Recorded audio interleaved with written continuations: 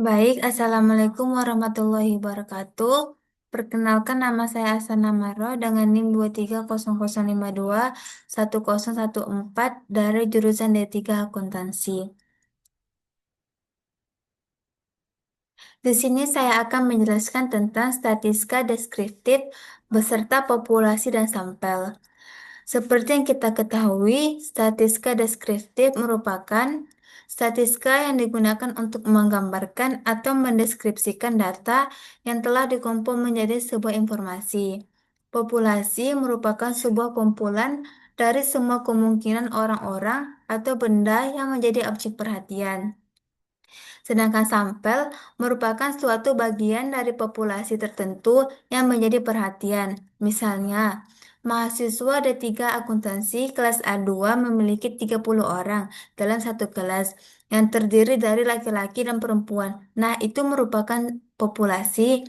Ada 20 orang mahasiswi perempuan dan terdapat mahasiswi laki-laki sebanyak 10 orang. Itu merupakan sampel.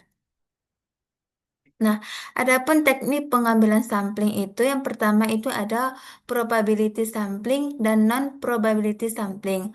Probability sampling setiap anggota populasi memiliki peluang yang sama untuk dipilih menjadi anggota sampel. Kalau non-probability sampling, populasi tidak memiliki peluang yang sama untuk mendapatkan anggota sampel. Misalnya, yang dipilih hanya untuk usia 7 tahun ke atas. Nah, untuk perbedaannya itu, kalau probability akurat menggambarkan populasi, biasanya itu digunakan untuk penelitian kuantitatif. Sedangkan untuk non-probability tidak akurat, dia tidak menggambarkan populasi. Biasanya digunakan untuk penelitian kualitatif.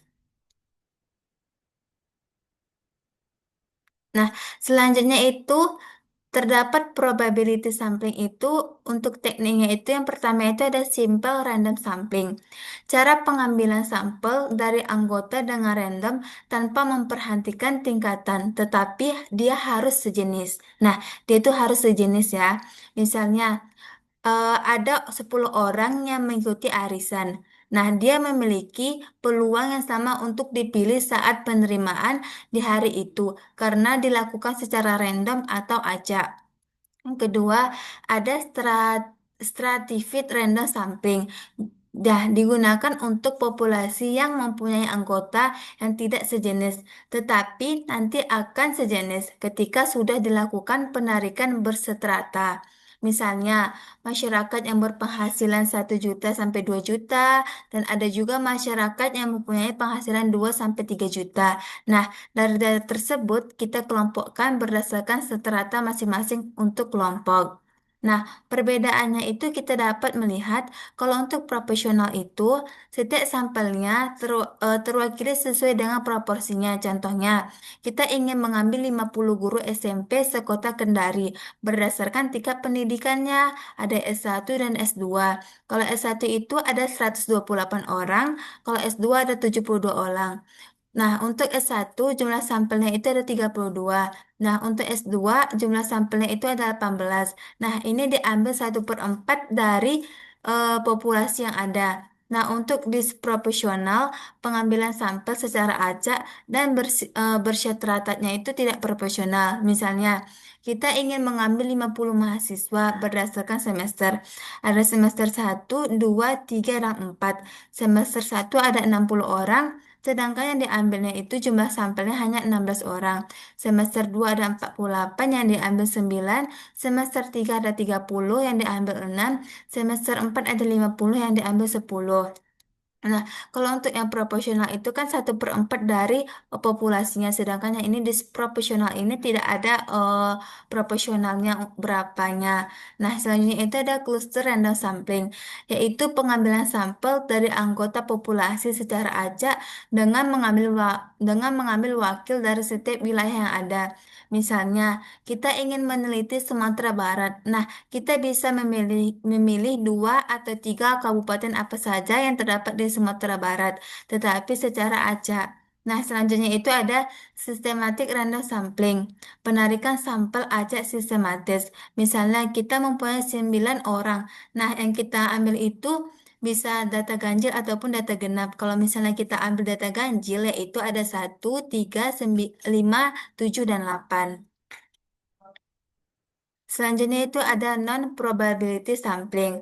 Yang pertama itu ada purposive sampling. Adalah cara pengambilan sampel dengan berdasarkan pada pertimbangan tertentu. Sehingga sering juga disebut dengan sampling pertimbangan. Ada dua cara yaitu convenience sampling itu berdasarkan tujuan penelitian dan judgment sampling berdasarkan penilaian penelitian. Contohnya, kita sebagai peneliti ingin meneliti masyarakat budaya pesisir. Maka sampel yang dipilih adalah masyarakat budaya yang di pesisir saja. Nah, selanjutnya itu ada kota sampling. Kota sampling adalah cara pengambilan sampel yang digunakan pada populasi yang cenderung heterogen. Namun, peneliti tidak mungkin untuk menyusun kerangka sampel.